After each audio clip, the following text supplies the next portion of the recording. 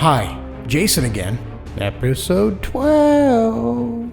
We are working hard on the finale and getting very anxious to deliver it unto your ear holes. We are also working to deliver awesome content for our patrons in the off-season. So, if you don't want to miss out on that, pop over to our Patreon page and find the right tier for you. But if Patreon might be out of the question today, then stop on over to thegrayrooms.com and support us in what we do there with our PayPal one-time donation link. Anything helps us to continue to create these awesome episodes, and we greatly appreciate it. Now, while we are talking about support, we are streaming for free on Spotify. Jump on over there and type in the Gray Rooms in their search bar, and boom, turn down the lights, turn them low, because we all love Bob, don't we? While you are there, please leave us a 5-star rating and a gushing review. We love those. Right now, we want to shine a light on those that support the inner workings of this madness machine, our patrons. Our patrons receive early access and bonus episodes, shoutouts before each episode, merch, and so much more. We truly can never express our complete and total appreciation to our patrons. Patrons such as Amy Nikolai, Arthur Unk, Ashley Enstrom, Brooks Bigley, Diver Eli, Eli Dowell, Jackalbot Snows, Jason Porras, Kathleen Clyde, Kelly Bear, Megan, Michael Velez, Michael Zenke, Patrick Stewart, Stacy Thuis. Please, Stacy, tell me if I screwed that up. I'm sorry. Cool name, though. The Portrait of Knox podcast, and the original Nick Show. We again are so thankful for your support. And please make sure to reach out to us in your very own Discord channel, that special and private patron channel, on how we are doing. We love your feedback and suggestions. We also again would love all of you to follow us on Twitter and Instagram, as well as our Facebook page, where we have the Emotional Support Group, a community of horror enthusiasts such as yourself to come together and spill the beans on the latest episodes. Spoiler alert. Our patrons get it early, and sometimes they like to brag about it just because it's the sadistic thing to do. That's why they're our patrons. Anyway, thank you again, and help us to reach our next goal on Patreon and on our YouTube channel. But more juicy info and all of that to enjoy in the show notes below. But now, let's get on to the episode. You awake. The elevator is small and cramped. There is a strange old man. He's mumbling. You hear a ding, and he forces you out. You're lost. You have no memory of this place. How did you get here? Where are you? It doesn't matter. Because now, you belong to the Gray Rooms.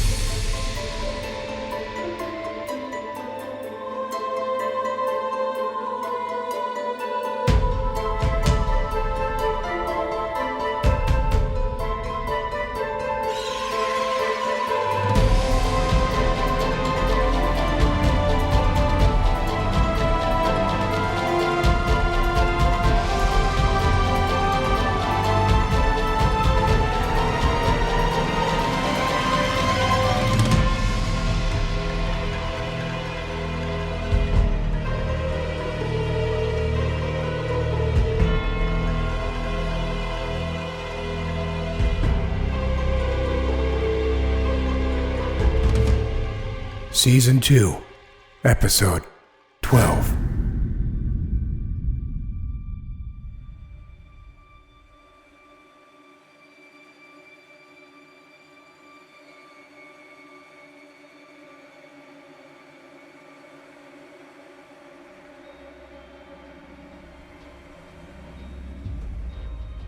No! I can't breathe! Miss! No! Stop! Miss, please! Stop! Todd? You near gave me an heart attack when you come in swinging like that. There were...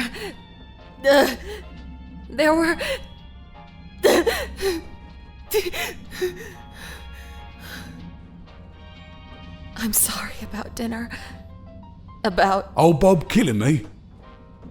Oh, don't be sorry, miss. I've died more times than I can count. They keep bringing me back, same as always. Actually, I should thank you. That food was delicious. I can't remember the last time I had a meal that fine. You're welcome, I guess. Todd. As long as it's just the two of us. You were saying some things at dinner. Sorry, miss, but we're not alone. Is he... On top of the car, miss. We best just ride the rest of the way all quiet like. You understand.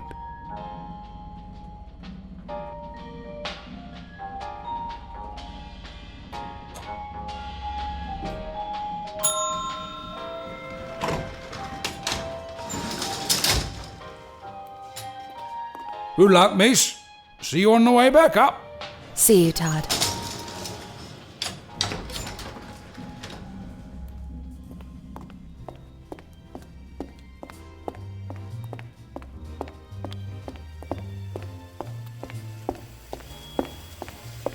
Huh.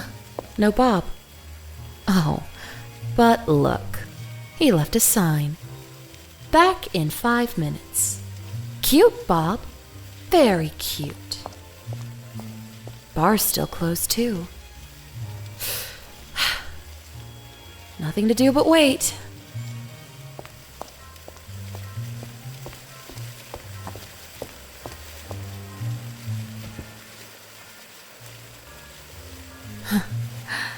It doesn't seem that long ago. I was sitting right here, wasn't I? The first time I remembered.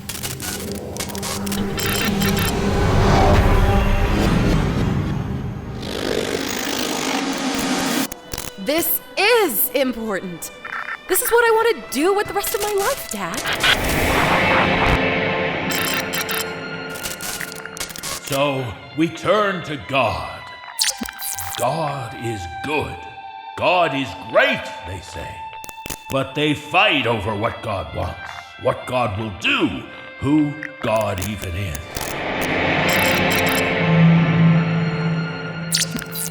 You lied! You're a bastard, Hicks! You're sick! Why? Why did you kill him?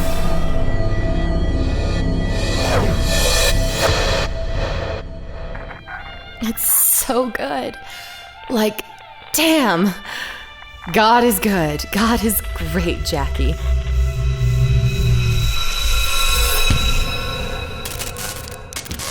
Fuck! Your God!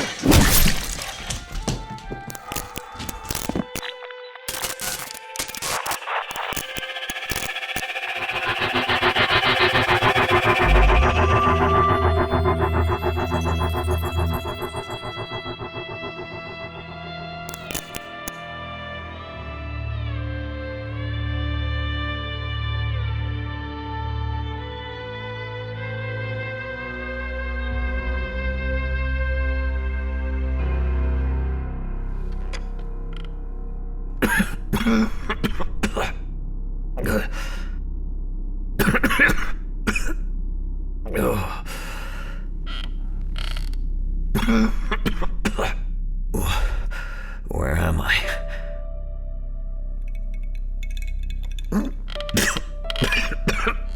Good morning, Jake. Samantha, why? Why am I still alive? You mean, why didn't I shoot you to death back at the diner?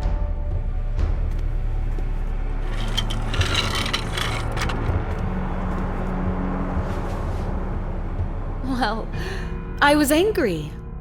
The first shot took you in the shoulder, but we patched you up. A little. I heard you shoot so many times.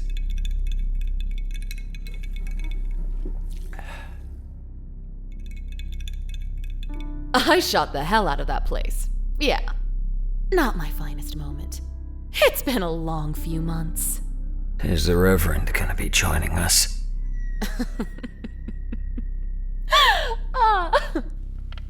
That bastard is dead. Very, very dead. I beat his brains in with a nice, weighty Bible. It was extremely satisfying. So, wait. You? Me. I run the church now. I am their god, and they do as I command. Your goons were talking about, like he was still alive. I just saw him in public last week. By killing Hicks, I freed myself from his chains. From every chain, really. You saw what I wanted you to see.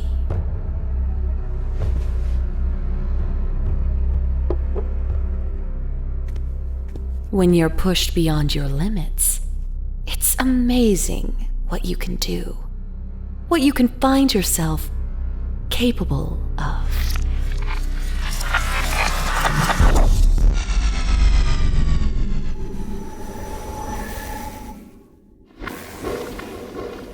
Who sent you?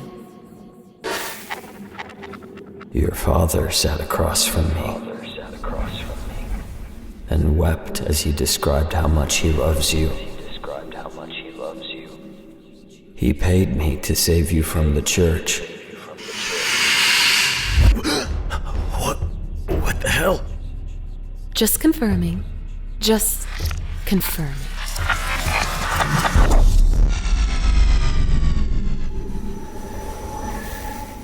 Who knows you're looking for me? Your mother. Your father. Frank, the man you killed at the diner. And Delphi, a researcher I work with. No one else. Well, that's nice and clean then. Everyone you just mentioned is dead or a servant of God.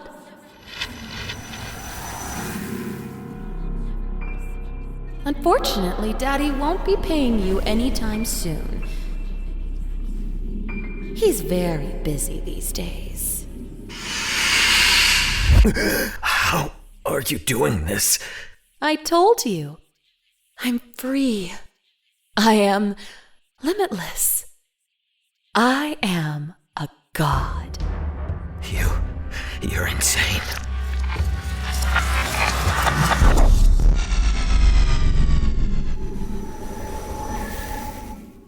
You can't talk if you can't breathe.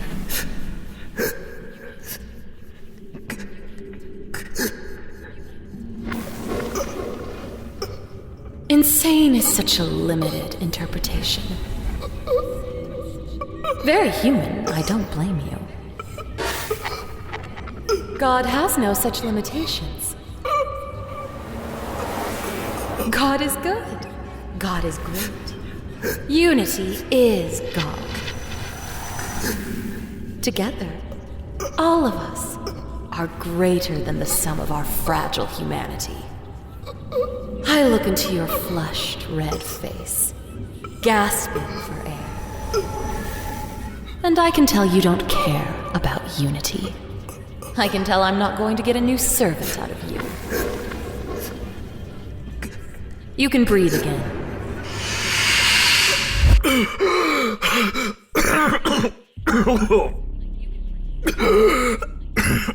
I feel bad for you, honestly. You seem like a decent man. Thanks. I don't want decent men. I don't need them. I want men and women who will submit, who will kneel, because unity is everything. Belonging is godly. Soon enough, everyone will belong. Every last person on this planet. You'll never... Save me your moralizing. I see the bigger picture now, and it offends me. We are alone in the universe, adrift, looking for meaning. That's what unity offers, what God is offering us. And people like you would deny it, would deny me. There will always be people like me. People who can see you for what you truly are.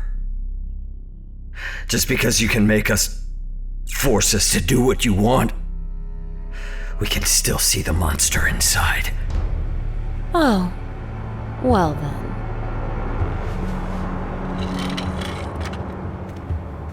We'll just have to fix that, won't we? Let me have those pretty eyes of yours, Jake.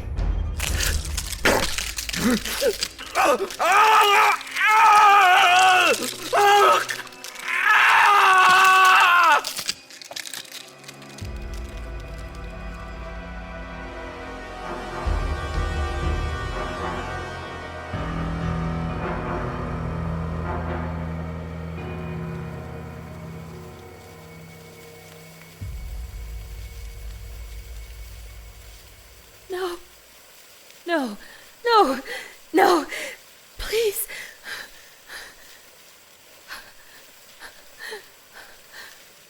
That's not me.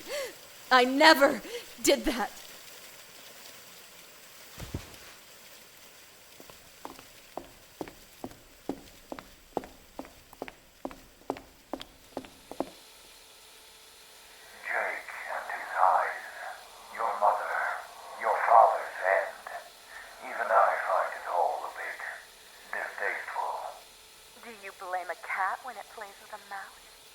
I could, so I didn't. I was a god. Well, you're no god here, are you? Yes, and it's a bit of a bitch, Bob. Fascinating. So you don't regret it? Any of it? I only regret it's over. Happiest time of my life. The crowds kneeling at my feet.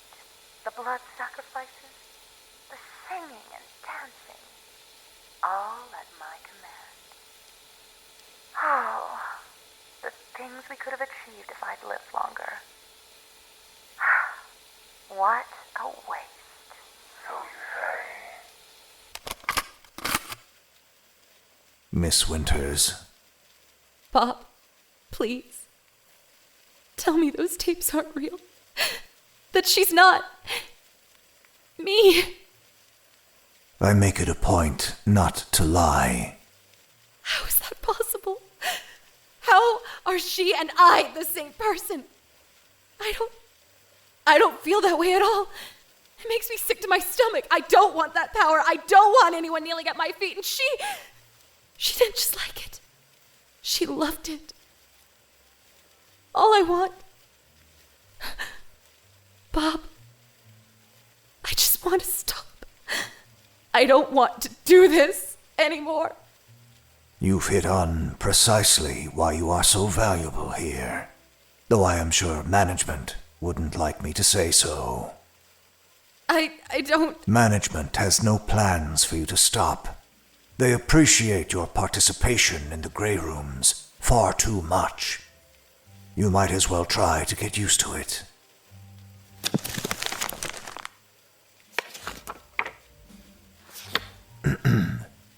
Now then, may I offer you a room for the evening? Sure. I have for you a room in a research center, or a room for you on a luxury cruise. Which would you prefer? Well, I usually try to pick the one that sounds better. So let's go with the research center. Switch things up. As you wish.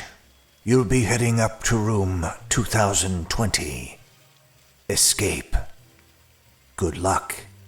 Sure, Bob. See you on the next merry-go-round.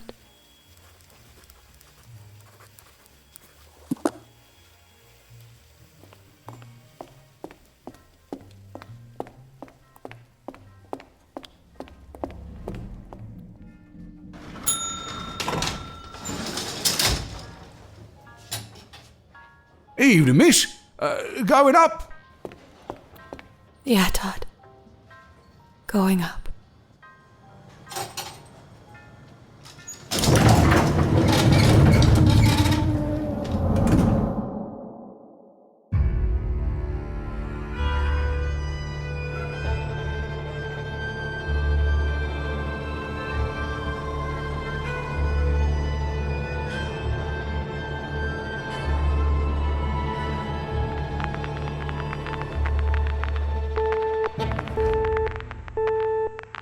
May I have your attention, please? This is an emergency announcement. Dr. Taliaferro's distorted voice crackled from every speaker within the complex. May I have your attention, please? The chief medical officer waited, observing the dwindling population of T12 on her wall of computer monitors. I watched her standing there, upright and rigid, the perfect narcissist, refusing to continue until she had everyone's undivided attention. God, I hated her. A facility-wide notice has already been sent.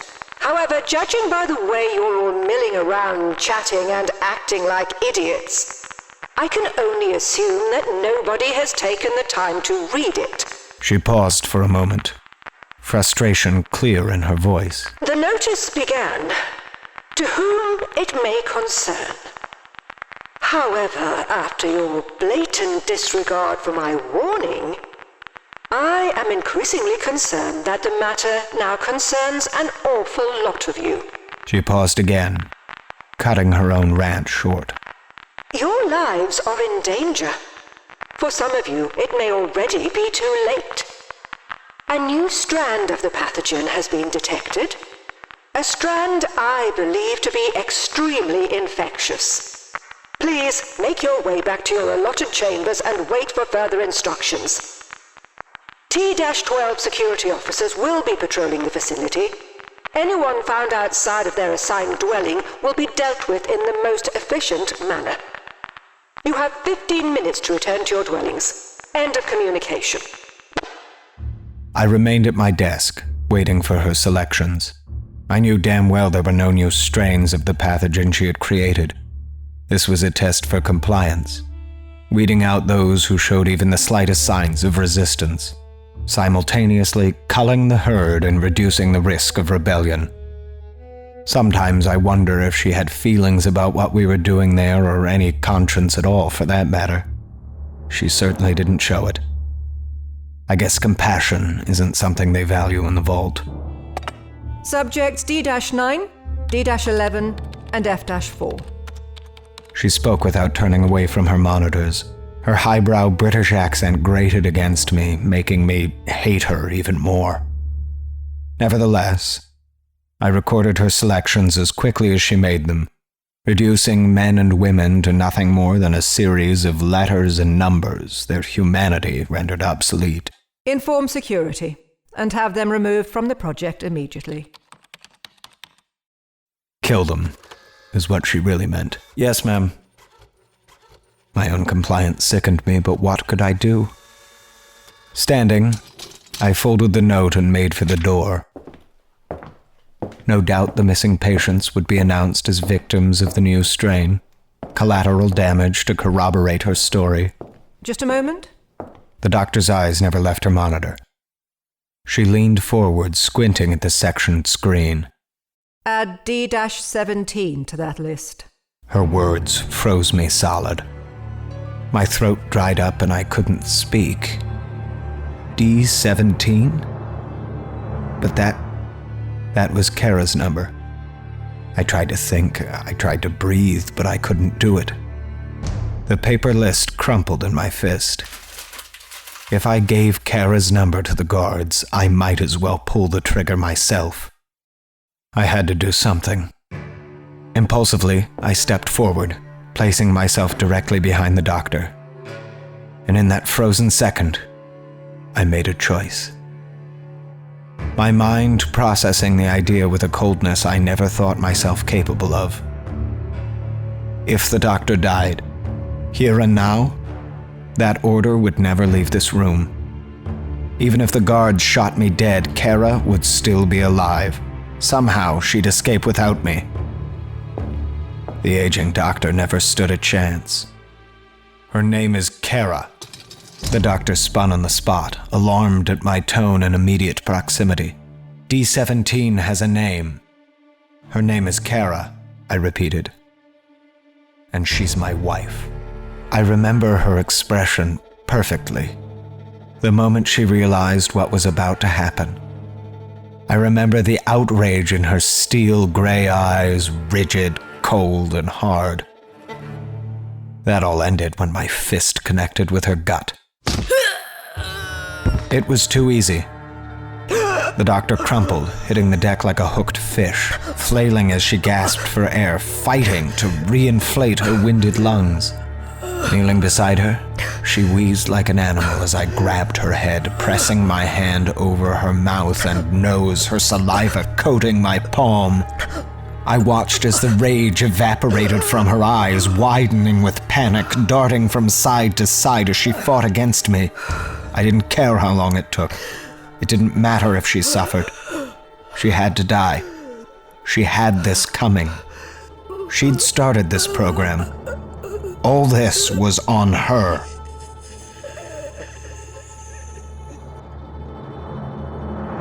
When it was over, I picked her up as if she were a child.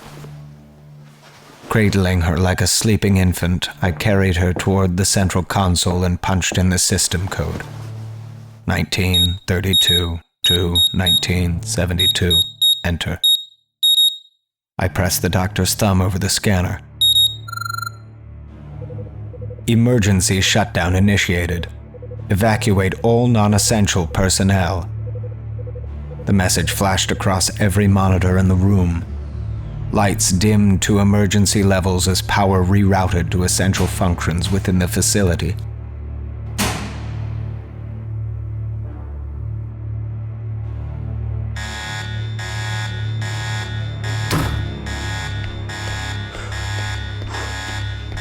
Leaving the observations room behind, I jogged along the darkened corridor toward the medical bay, still carrying the doctor in my arms. It was no coincidence that Kara's chamber was situated so close to the medical unit. I knew this day would come. I'd planned everything. I just needed more time. Aside from the dull drone of the emergency siren and my own noisy breath, the corridors were surprisingly quiet. I was almost there. Shit! My heart almost stopped as I rounded the final corner. Armed security guards filled the hallway outside Kara's room. What was going on? What were they doing here? In the dim light of the tunnel, I counted 4 people in total. I took a step closer. 3 T-12 security guards with their weapons drawn. 3 pistols pointed at a lone inmate. D-17 covered her back. Oh God, it was Kara. My Kara. I wanted to run. I wanted to stop them, but it was with faltering steps I approached the scene. Help! I need a medic. It's Dr. Farrow. That got their attention. The med lab's empty. It's been evacuated, I lied. Her breathing stopped and her pulse is slow. Please, you have to save her. The genuine terror in my voice combined with the image of a man in a white lab coat carrying his boss along the dimly lit corridor had the desired effect. Panic's contagious, even among military men. Visibly, their mental faculties gave way to fear as the emotional reaction of, oh shit, guided their actions. Holstering their pistols, 2 of the 3 officers ran towards me as I placed the doctor on the floor in front of them. I looked up as the 3rd man forced my wife roughly into her chamber and sealed the door. No, I shouted. That was D-17, wasn't it? The guards looked at me, their expressions blank. None of them quite sure who I was. Her file says she was a paramedic. We need her here, now! The officer nearest to me nodded, and the 3rd guard turned to fetch her. She just collapsed. She's not breathing. Please, save her, I begged, turning the commanding officer's attention away from me and back to Dr. Farrow. He leaned over her, feeling for the pulse I knew was absent.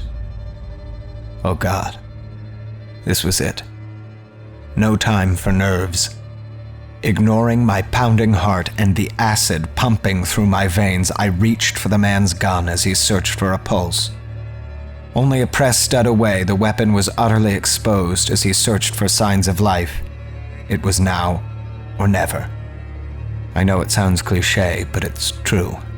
Everything happened so fast. Reaching for the gun, the second officer saw what I was doing and lunged from his position against the wall. I pulled the trigger and gunshots rent the air, as loud as thunder within the narrow corridor.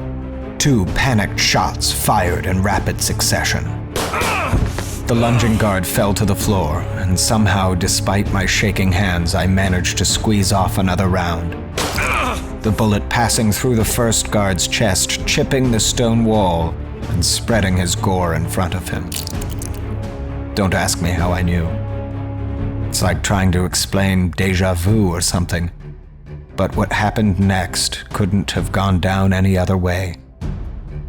I didn't know it beforehand, but the following moments were unavoidable. I wonder if it was the same for the other guy. Spinning around on my knees, I raised the gun and fired 2 more shots. Kara's door was open, but the guard's attention was already on me, his gun drawn and ready. We both fell down. It wasn't so much the pain, it wasn't even a surprise. Like I said, it couldn't have happened any other way. Just a feeling of hot, wet pressure, and the knowledge that this was the end. I hit the ground, all my senses dulled, slowing down as the ceiling above me began to fade in and out of focus, pulsing with my dying heart.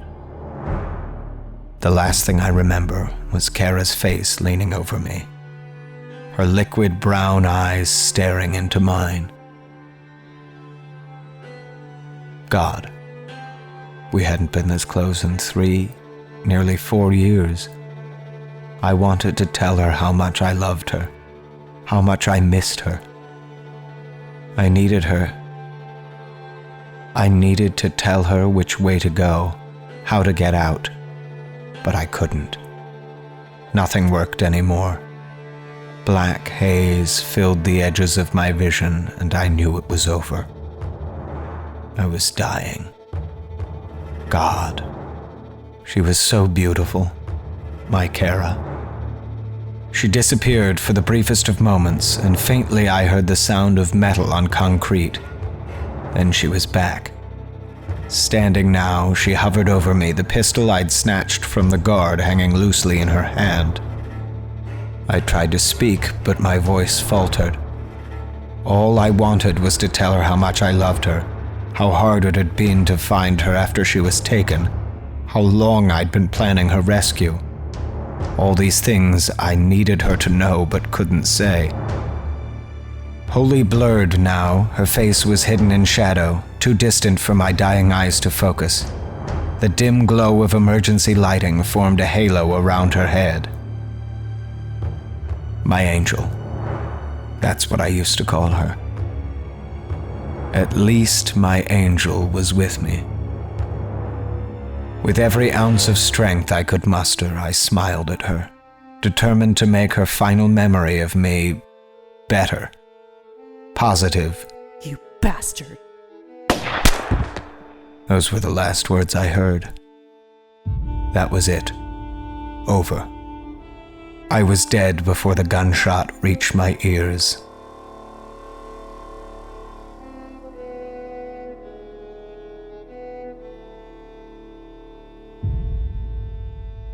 I can't honestly say what happened next. Silence. No, not silence. Nothingness is probably the best way to describe it. A long period of nothingness, followed by the briefest flashes of something else. Slices of images, fragments of feelings, and the beginnings of emotion. Just a few at first, like the slow trickle of water that nobody notices or pays any attention to until the larger warning cracks appear. Eventually, the cracks widened and more feelings emerged, slowly seeping into my consciousness.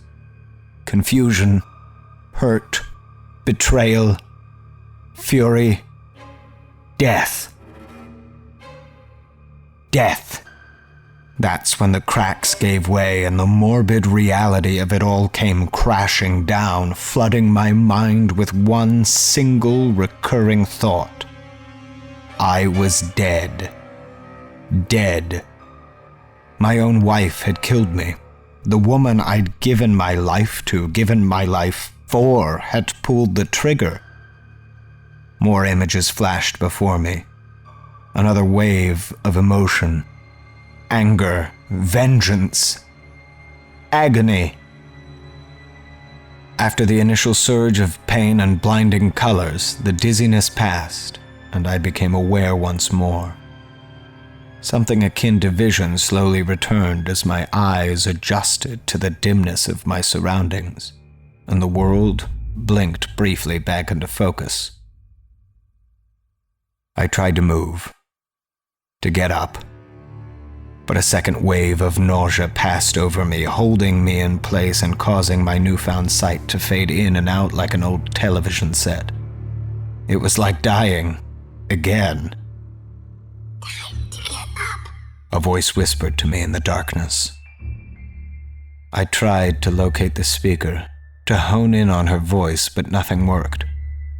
Paralyzed and unsure if any of this was really happening, I began to question my sanity, trying desperately to separate reality and dreams. Nothing made sense. And why did the voice seem so familiar? Yes, separate. That's what you need to do. It's time to separate. It's time to get up. I tried again to sit, but nothing happened. It was as if someone had glued my back to the floor, like I was in a straitjacket and my shadow was somehow holding me down. I wanted to call her to ask for help, but my voice was gone. Surely she could help. I can hear you. I'm here to help. But you've got to do this bit on your own. You're trapped and you need to get out. The voice sounded so encouraging, so familiar. I tried again. Come on, Daddy, you can do it. Her words shook me to the core, stopping me dead. Nalia! Panic overwhelmed me. Nalia, is that you? What was she doing here? It's me, Daddy, don't worry. Just get up and we'll all be together again. I was about to speak when a second, deeper voice spoke from the darkness. There are two ways of doing this. You either sit up now, or wait for the meat to drop off. The choice is yours. It was the voice of my son. With all my strength, I pushed myself upward, bursting from the floor and tearing through the bonds that had held me for so long. My eyesight cleared immediately as I looked at my children. Their shimmering, desolate forms were gaunt and blurred like a photograph taken out of focus. Nalia moved forward, her smudged skin paler than a white person's. She looked up at me as if I were a frightened animal that might bolt at any moment. Carefully, she took another step before stopping. Her face was a perfect picture of concern. Her eyes shined and she fiddled with her dress as one foot slid unconsciously behind the other. We missed you, she said quietly, her mouth forming the briefest of smiles before raising her faded arms. Seconds passed before my brain caught up and I opened my arms to her.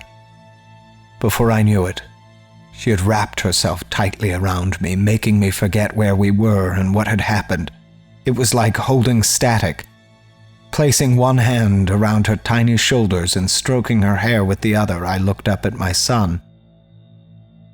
Almost transparent in the low light, he stared back at me with tired eyes. Far too tired for a boy his age. Nalia's ragdoll hung loosely by his side. What's going on? I mouthed the words so that Nalia wouldn't hear and break from the hug. Moses didn't answer. He just motioned towards the floor where I'd been laying. I followed his gaze and stared at the corpses beside me. The men I had killed to save Kara. They looked like they'd been dead a long time. Their skin was swollen and pitted by burrowing insects.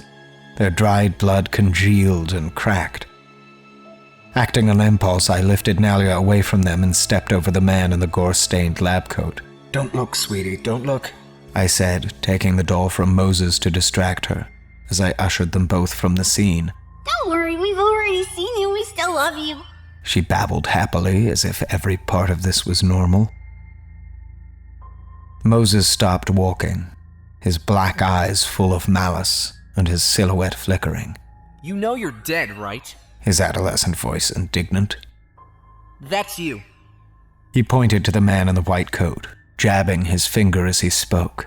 Laying there with a bullet between your eyes. We're all dead. Moses! Nalia's voice startled me as she chided her older brother. Of course he knows. Daddy knows everything. He's going to protect us now so you don't have to fight the bad things anymore. The static charge pulsed around her as she spoke. We're a family again. I didn't bother to check the body. I didn't have to. One look into my boy's eyes was all it took. I knew it was true. The anger he had for me was nothing but a shield for pain. His translucent body flickered again, his burning soul laid bare before me. I had failed him. Once again, my emotions flared, flashing images in my mind of Moses standing in the doorway as I left. That's when I realized that they hadn't aged a day since I'd left them. They were exactly the way I had left them on that cold February morning. How long have you been waiting for me? I asked, fearing the answer and the cold, dead stare I knew was coming. A long time, answered Nalia sweetly. Years, corrected Moses. But I left you at the lodge with Miss Rivers and Dr. Dibble when I went to find Mommy. What happened? Moses stared accusingly, shaking his head as Nalia clutched her rag doll tightly. They were bad people, Daddy.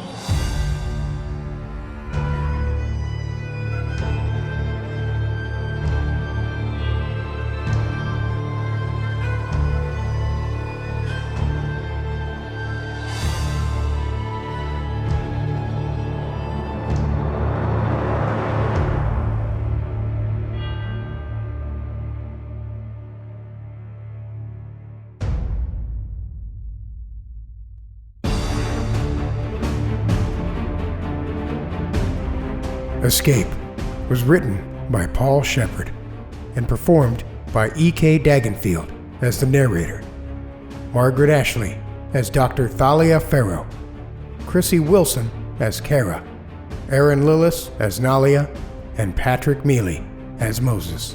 Unity was written by Michael Zenke and performed by Sarah Thomas as Samantha Winters, Graham Rowat as Bob, Alistair Mackey as Todd, and Mark Whitten as Jake Stone.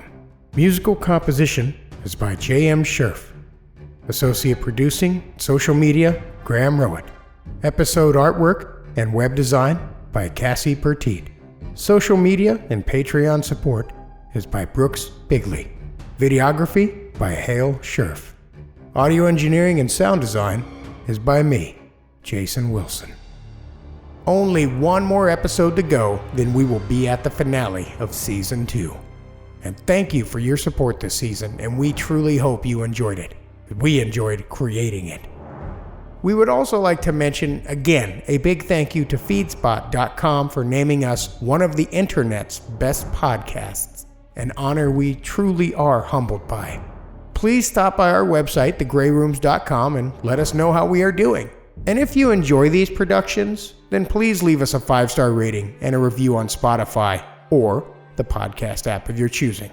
Stop by our store and or Patreon today to see if there is something of interest for you there. Information on this is in the show notes.